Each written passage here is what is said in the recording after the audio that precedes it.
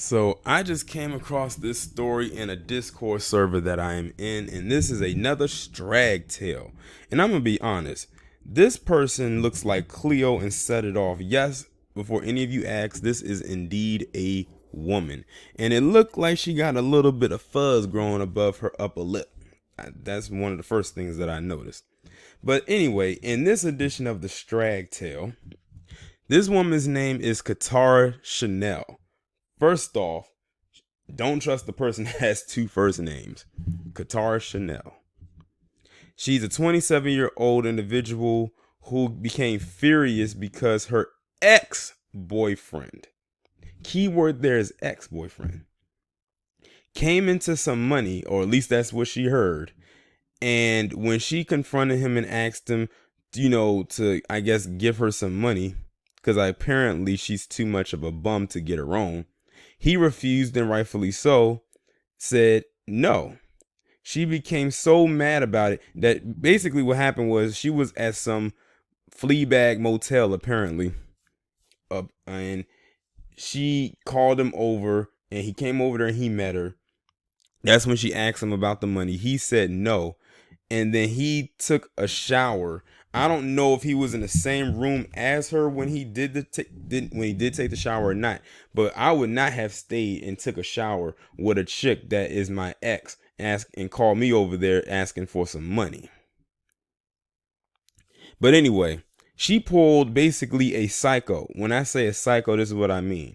Think of the movie Psycho, where you had the Norman Bates character in that infamous shower scene where the shower curtain opens up, that scary music plays, and then he begins stabbing the guest, and she lies dead in a tub of blood and water. But with this instance, she didn't stab him. She shot him to death while he was in the shower, and decided, since he's not going to give me any money, I'm going to kill him. Now, they said people had reported that they had heard gunshots and whatnot. And then they went to the room, like police went to the room, and the only thing they found there was the water running with his lifeless body inside of it and the TV on. She was nowhere to be found. It took them 6 months to find this chick. And they said they found her in Davenport, Iowa, where she was currently living.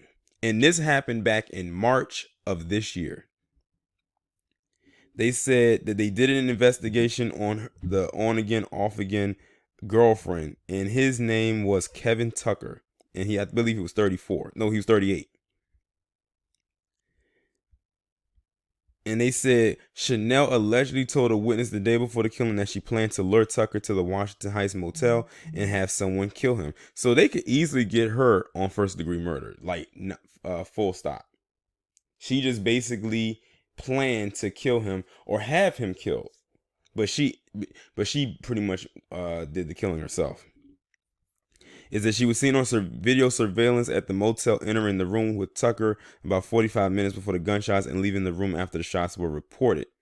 She called someone to pick her up in her car about a block away from the motel and told them they could keep her car because she was leaving town. This is an assistant public defender for Channell, says she had been living in Iowa for the last 3 years, and though she wasn't currently employed, like I thought, she had worked in the past as a medical assistant. The assistant public defender also noted she has no criminal history.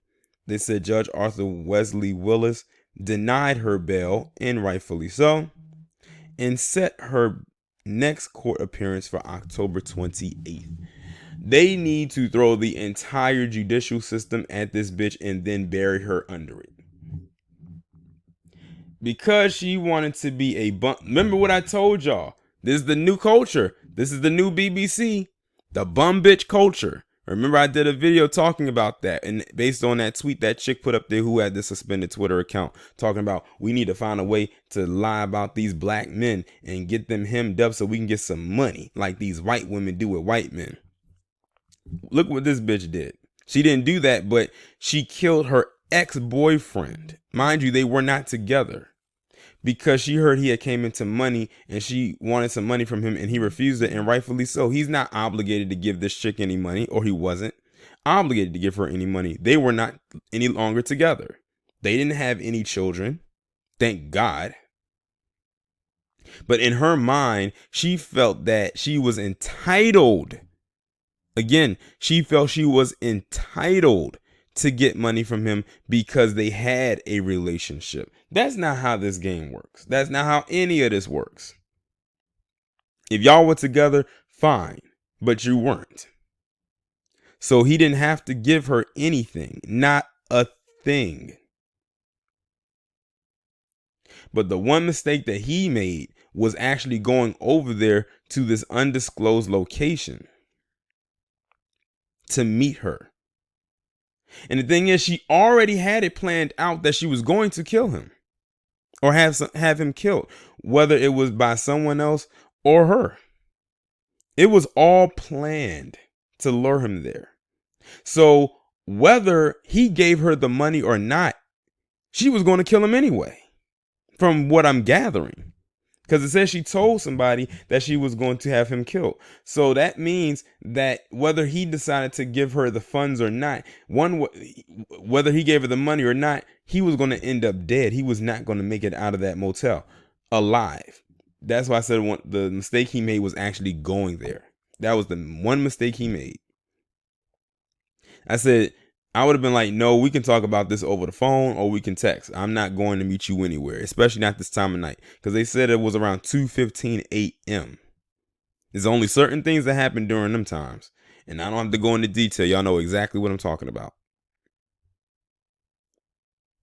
But I offer my condolences to his family. I'm sure they are devastated by that, or were, because it happened back in March.